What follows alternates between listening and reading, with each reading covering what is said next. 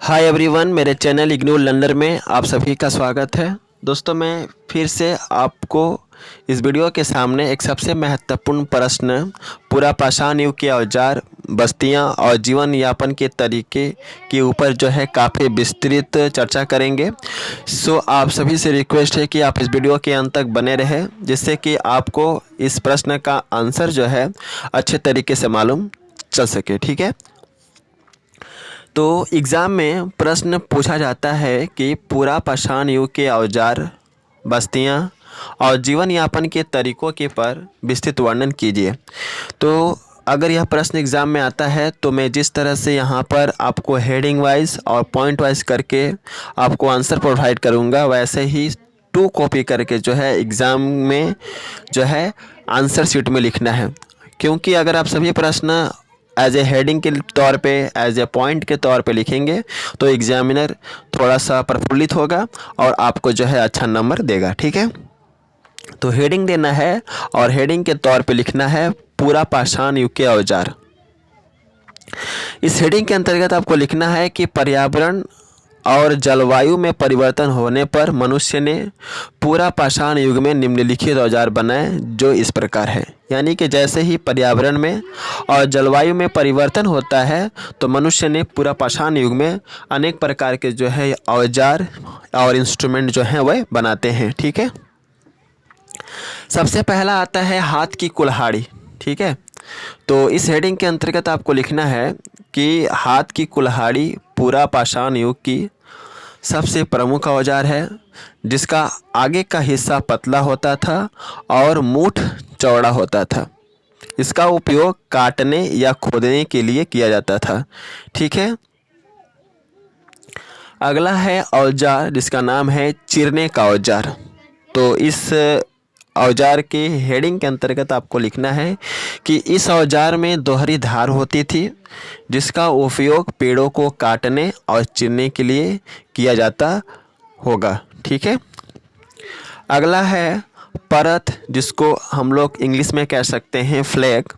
तो यह भी एक पूरा पाषाण युग का सबसे प्रमुख औजार है और इसके अंतर्गत आपको लिखना है कि ये एक ऐसा औजार होता था जिसे पत्थर को तोड़कर बनाया जाता था। ठीक है, इस औजार का प्रयोग किसी कठोर वस्तु पर चोट करने के लिए किया जाता था। अगर किसी कठोर वस्तु पर अगर चोट करना है, हैमरिंग करना है, तो ऐसे में जो है इस प्रकार के औजार का प्रयोग किया जाता था। ठीक है, अगला है खुरचनी। यह एक ऐसा औजार था जिसका किनारे का हिस्सा धारदार होता था और इसमें एक ब्लेड लगा होता था और इसका उपयोग पेड़ की खाल और या जानवरों का चमड़ा उतारने में किया जाता था। अगला है तछनी। तछनी भी एक पूरा पाषाण युग का सबसे प्रमुख औजार है और यह औजार भी ब्लेड के समान होता था, जिसका उपयोग मुलायम पत्थरों, हड्डियों और गुफाओं की दीवारों पर नक्शाकाशी के लिए होता था। ठीक है, अब आपको पैराग्राफ चेंज करके लिखना है पूरा पाषाण युग की बस्तियां।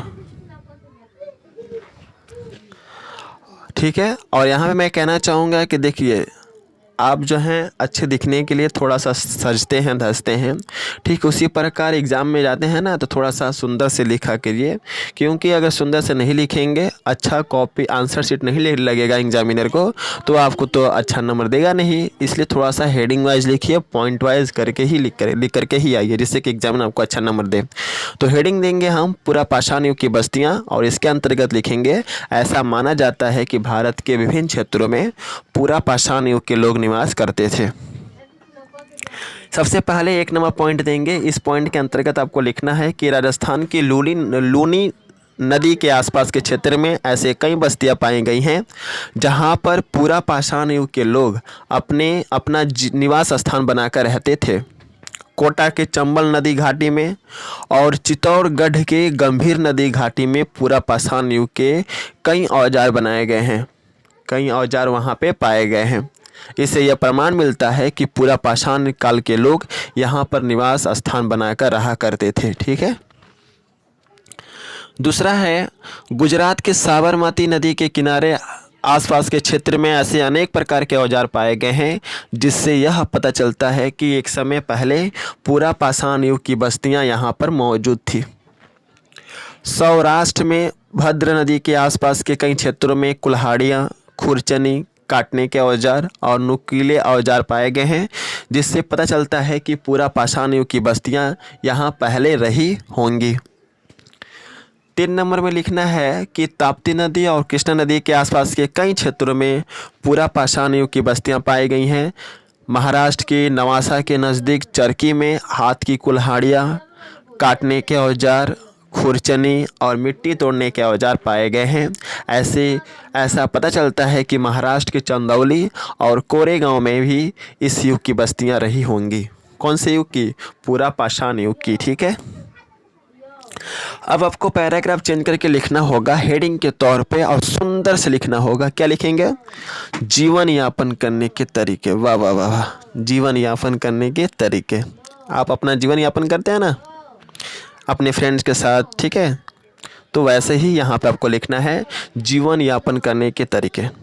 इस हेडिंग के अंतर्गत आपको लिखना है कि पूरा पाषाण युग की बस्तियों में भारतीय और विदेशी मूल के जानवरों के अवशेष काफ़ी मात्रा में पाए गए हैं, जिससे यह पता चलता है कि उस समय तत्कालीन बस्तियों में जिराफ, बकरी, भैंस, गाय, सूअर जैसे स्वदेशी मूल के पशु रहे होंगे। इस युग में जानवरों के अवशेषों से यह पता चलता है कि इस काल के लोगों के जीवन यापन का एकमात्र शिकार होता था। ठीक है, इस काल के लोगों के जीवन यापन का एकमात्र आधार क्या था? शिकार। पूरा पाषाण युग के मनुष्य जंगलों में विभिन्न प्रकार के जानवरों का शिकार करके विभिन्न प्रकार के प्राकृतिक संसाधनों को भोजन के रूप में ग्रहण करके अपने जीवन का यापन करते थे। ऐसा माना जाता है कि उस समय मनुष्य छोटे और मध्यम आकार के जानवरों जैसे खुरों वाले पशुओं का शिकार करता रहा होगा। अतः हम कह सकते हैं कि इस काल के लोगों के जीवन यापन मुख्य रूप से शिकार और प्राकृतिक संसाधनों पर ही निर्भर था।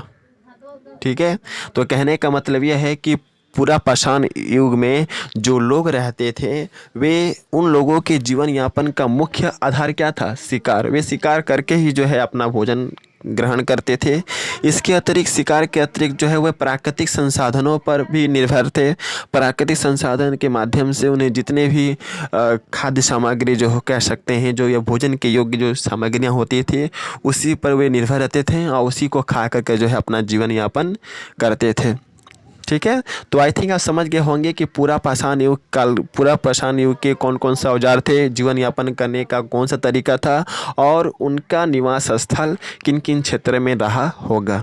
ठीक है, और यहाँ पे मैं कहना चाहूँगा कि आप इस वीडियो को जितना ज़्यादा से ज़्यादा हो सके फ्रेंड सर्कल में शेयर कीजिए, जिससे कि और भी बच्चों को जो है उन्हें हेल्प मिल सके। क्योंकि आप जानते हैं कि इग्नू में बच्चों के पास समय की पाबंदी होता है और वे जॉब करते हैं, फिर भी पढ़ाई करते हैं, अपने एग्ज़ाम के लिए अपने गवर्नमेंट सर्विसेज की तैयारी करते हैं, फिर भी अपना डिग्री को हासिल करने के लिए जो है इग्नू में एडमिशन लेते हैं। तो ऐसे में आपका ये दायित्व बनता है कि आप इस वीडियो को शेयर कीजिए, जिससे कि उन्हें भी जो है हेल्प मिल सके।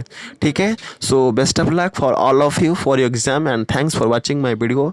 जय हिंद, वंदे मातरम। और यहाँ पे मैं कहना चाहूँगा कि प्लेलिस्ट है, वहाँ बहुत सारा वीडियो है, वहाँ पर जाकर के जो है अपना इस सब्जेक्ट का वीडियो देख सकते हैं। और टेलीग्राम चैनल पर जुड़ना चाहते हैं तो आप जो है टेलीग्राम चैनल से जुड़ सकते हैं। ठीक है।